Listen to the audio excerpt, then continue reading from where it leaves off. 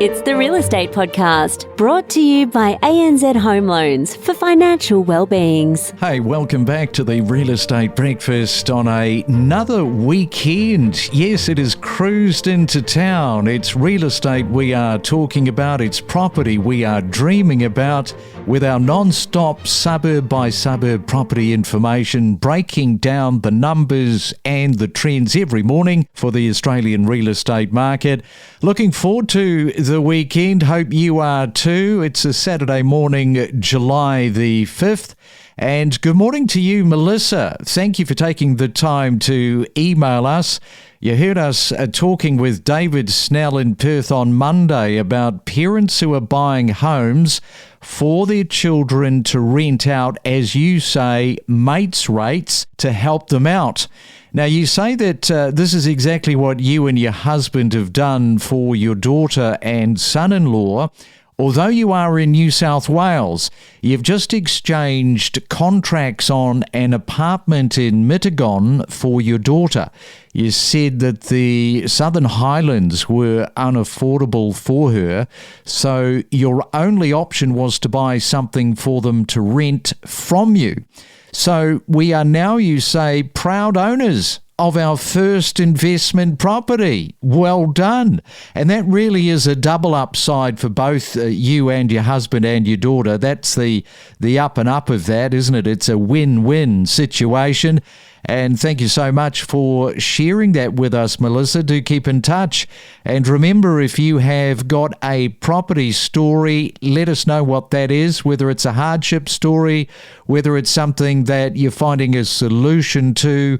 Our email address is myrealestatepodcast@gmail.com. Well, because it's a Saturday morning, let's bring in Anthony Landahl, the Managing Director and Mortgage Broker at Equilibria Finance. And good morning to you, Anthony. You know, I have noticed in 2025, what Melissa has highlighted there, it seems to be happening more than ever with parents buying an investment property and then renting to save their children from falling on tough times. Yeah, good morning, Craig. Great to be here again. And that's really interesting. And it is something that's happening more. And it just goes to the point of how difficult affordability, whether it's young people trying to buy a property or in fact, even these days, just afford some of the rentals. And as we've seen over the last couple of years, even renting a property is becoming a challenge in some areas. Yeah, no doubt about it. And this kind of segues us nicely because it is tax time again. And for many first-time investors, this will be their first experience navigating the end of the financial year as property owners. Melissa, you won't have to worry about this, of course, until the next financial year, but a lot to think about. Getting it right can make a real difference, not only in terms of compliance, but also when it comes to maximising deductions and minimising surprises. Anthony, when it comes to property investing, being smart at tax time is just as important as buying in the right location or securing the best loan. Being financially astute and aware really does matter in 2025. Absolutely. Being tax smart with your investment property is incredibly important. And one of the reasons so many Australians invest in property is because of some of the potential tax benefits. There's about 2.2 million property investors in Australia, and a lot of them are mum and dads, self-employed income earners, and their investment property is part of their wealth accumulation strategy. Of those 2.2 million investors, about 1.3 million of these claim tax deductions on their investment properties due to negative gearing, meaning their rental income is less than their expenses. Getting it right, getting an operating rhythm with your investment property at tax time is really important. Yeah, I like what you just said there, an operating rhythm, because that's what it's about, is getting into the groove. And one thing we often hear from accountants is that good record keeping can make or break your tax outcome. Talk us through just how crucial it is for investors to stay on top of documentation throughout the year, because a lot of us are lazy when it comes to good paperwork.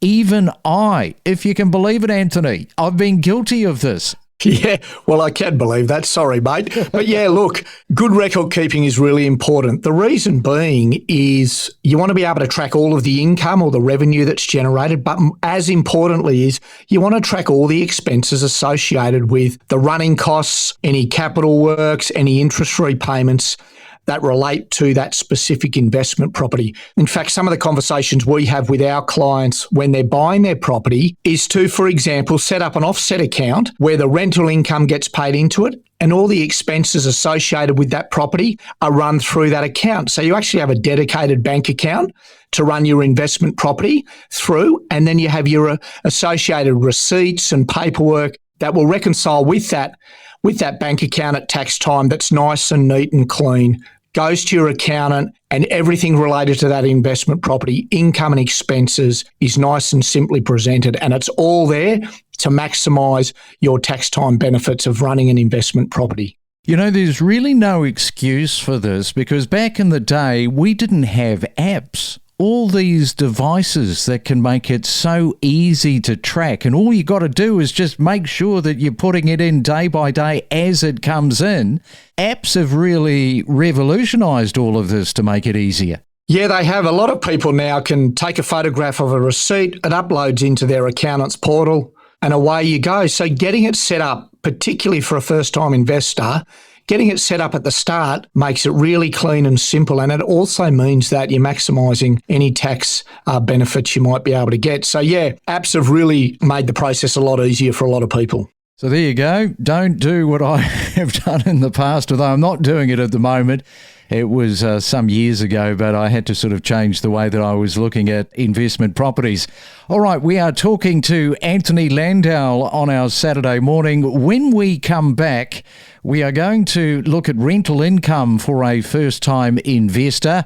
And also, on the other side of the ledger, we're going to look at the deductions. So that is next. From the emotion of property, the economic inflation, managing your expectations, lack of stock, price growth, construction appetite, days on the market. Stay informed with us and know your property. You are in Bulimba in Brisbane. Boy, this area, it has really started to take off. So for those people around the country, they don't know where Bulimba is. They know nothing.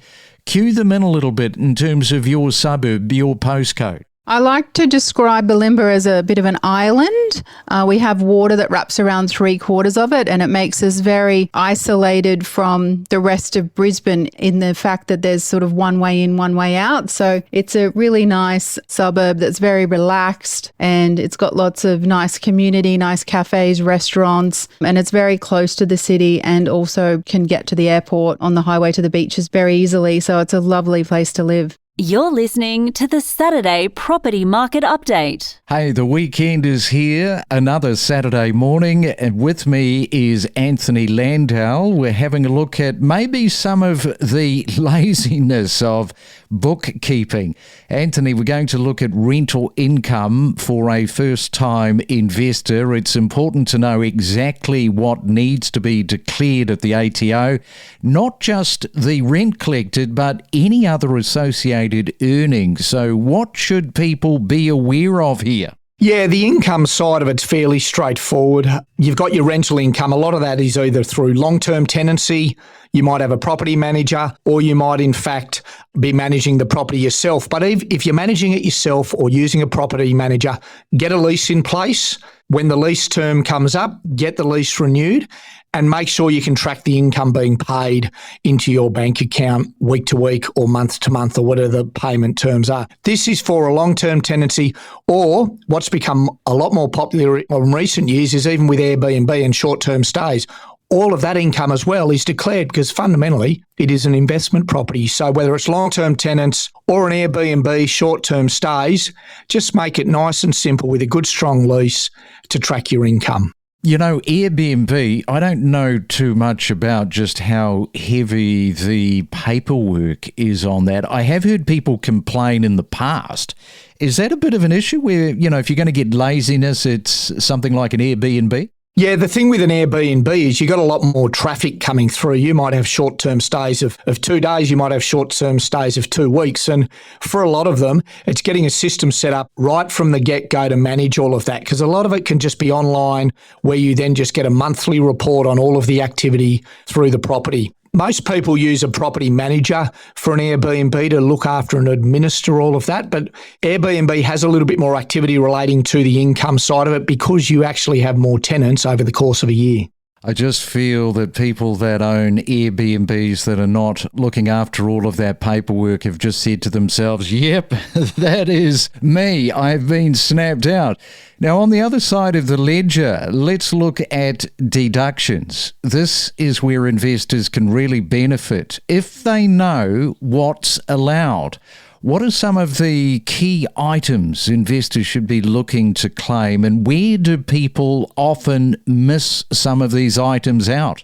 Yeah, it's really important to separate anything related to your investment property, any expense related to your investment property and your day-to-day living or your home. For example, some of the claimable deductions is the interest repayments that you make on a loan you might get, the management costs of the property agent fees, commission, maintenance costs, including cleaning, gardening, pest control and repairs.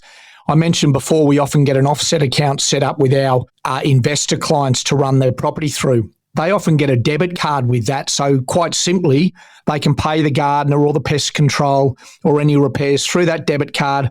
So it's all nice and obvious and simple in that same offset account they're running their property through. Insurances can be claimed, landlord insurance, building insurance, contents insurance relating to that property. Body corporate fees can be claimed. There's land tax, depreciation, building costs, whether it's an extension or an alteration. In fact, you can even claim loan establishment fees and title search fees. Really make sure you understand what you can claim. An area that sometimes falls down that isn't properly understood is investment property depreciation, and getting set up from the get-go with a depreciation schedule, which essentially sets the framework for any depreciation or any capital works that you do throughout the life of the investment property. So something we talk to our clients from the start is talk to your accountant about getting a depreciation schedule when you purchase that investment property, because that over time will make it simpler to file your tax returns and track your capital works and the depreciation or the appreciation of the property over time. Well, here we go again. Next week, the RBA, they've got that meeting coming up. What do you say? Here's prediction time, 25 or 50 basis points. What say you? Look, I think they'll go 25 basis points. I think it's fairly clear we're on track for another deduction. It is arguable to take it to 50 basis points just to get the job done, but I think they'll take a cautious approach and go 25 basis points. I'm going to be a little bit outrageous and go 50 basis points this morning. I've just got this feeling that they might just do it. Well, let's shake hands on that and we'll see who wins, and they can buy the next coffee. Done. All right. Well, enjoy your Saturday. Enjoy your weekend, Anthony. Good stuff. Look forward to chatting again soon. We'll catch up again soon. Thanks very much. Explore new property destinations where you could live with exclusive interviews covering real estate news and market insights. In 82.9% of Perth suburbs, buying is cheaper than renting. Sydney, Melbourne and Adelaide offer the toughest conditions. In every suburb analysed, renting is cheaper than paying off a mortgage. Brisbane isn't far behind, with 94.6% of its suburbs also favouring renters over buyers. I was really surprised about Perth. Yeah, well, Perth surprises me, but look, it doesn't surprise me that much here in Melbourne, especially when you've got rents increasing at the rate they have been increasing over the last 5 years. And obviously with interest rates coming down, it's just bridging that gap between your rental repayments and your mortgage repayments. So more than ever, we're seeing first home buyers, and especially those who continue to rent, move into buying a home now. We connect you to the best real estate information across Australia. The Real Estate Podcast.